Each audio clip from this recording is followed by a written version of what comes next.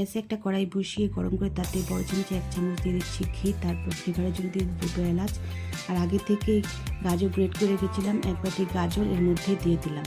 গাজরটাকে ঘিয়ের সঙ্গে ভালো করে ভেজে নেব। গাজরটা ভালো করে ভাজা হয়ে গেলে এদিকে 1.5 লিটার দুধ নিয়েছি, তার থেকে কিছুটা দুধ আমি আলাদা করে রেখেছি, পরে ব্যবহার করব। তারপর দুধটা দিয়ে গাজরটাকে ভালো করে ফুটিয়ে নেব।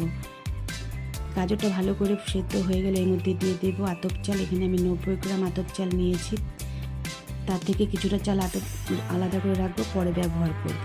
এবার এর মধ্যে দিচ্ছি 1 চিমটি লবণ।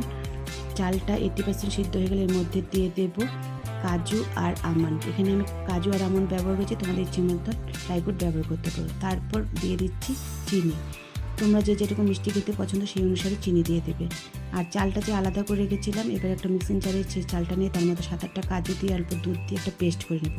এবার এই পায়েসের মধ্যে সেই পেস্টটাকে দিয়ে দেব। তারপর বেশ কিছুক্ষণ ফুটিয়ে নিয়ে আলাদা করে যে দুধটা রেখেছিলাম সেটাকে দিয়ে দেব।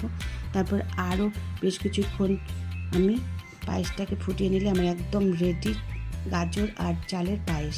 আজকের রেসিপিটি তোমাদের কেমন লাগলো অবশ্যই কমেন্টে জানিও। আর উপর থেকে দিয়ে দিচ্ছি বেশ কয়েকটা কিশমিশ।